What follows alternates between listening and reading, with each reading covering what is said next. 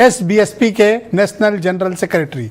इनके पिताजी यूपी सरकार में मिनिस्टर और अब एसबीएसपी के राष्ट्रीय अध्यक्ष ओम प्रकाश राजभर बढ़ चढ़कर निषाद पार्टी के सम्मेलन में पहुंचे थे, यानी एक फोरम जो बीजेपी नहीं गई लेकिन ये सब इकट्ठा थे। तो सेकंड इन पोजीशन वहां कौन थे? ओम प्रकाश राजभर।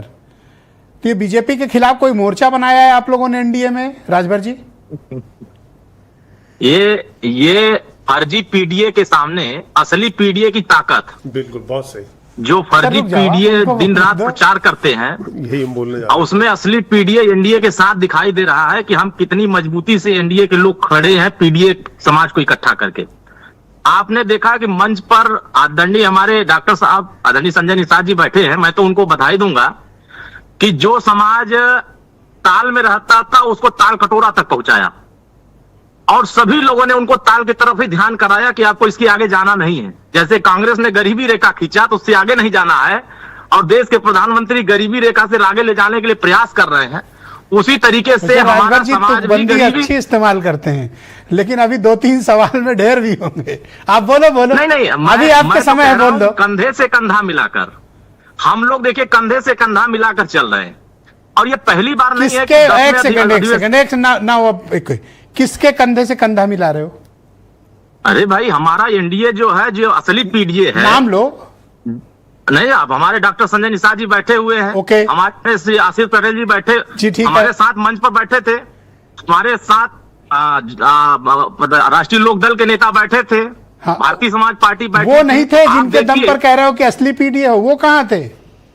नहीं, हमारे साथ देखिए, जब राजभर, निषाद, पटेल, तमाम वर्ग के लोग हमारे साथ दिखते हैं तो असली पीडीए दिखाई देता है। और जिन लोगों ने इनके फूल कहाँ था वहाँ?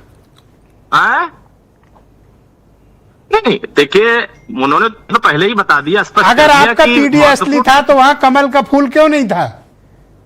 देखिए, कमल के फूल बहुत बड़े फैसले कर रहे थे, जो अच्छा। इस देश में भ्रष्टाचार करते हैं, जो इस देश में लोगों के साथ अत्याचार करते हैं, उनके लिए कानून बना रहे थे, और कानून बनाने के लिए देश के सभी लोग वहां निगाह लगाए थे। और आप अपनी ही बातों में फंस गए सर।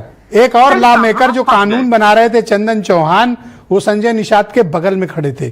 क्या बीजेपी वालों को इतनी भी फुर्सत नहीं थी कि वो यूपी से कोई नेता भेज देते?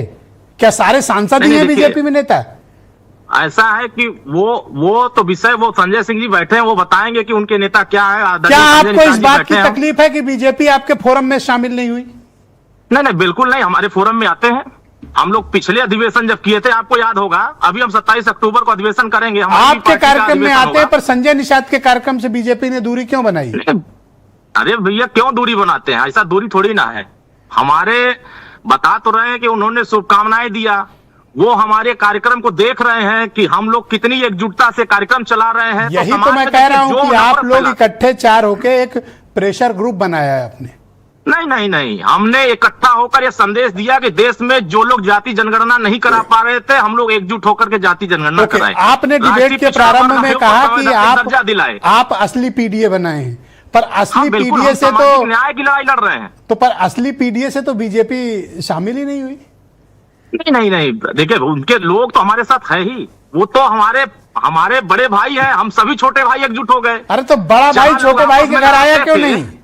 नहीं, आपस में जहां लड़ाते थे, आज हम लोग कंधे से कंधा मिलाकर दिख रहे हैं, तो ओके, अगला सवाल। तकलीफ हो रही है।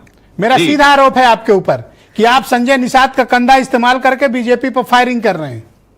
नहीं, हम कंधे से कंधा मिला करके हम लोग ये दिखा रहे हैं कि जिन लोगों ने हम सभी लोगों का इस्तेमाल किया, अब वो सभी लोग इस्तेमाल करने वाले चारों खाने चित हो गए, जो शुतुरमुर्गी की तरह समाज को इधर-उधर भटका रहे थे, पौवा भर सामान करके ले रहे थे, अनिल दुबे जी को लाया जाए, करके लड़ रहे हैं इसके लिए। तो मुझे लगता है न्याय सबको मिलेगा। Thank you sir. राष्ट्रीय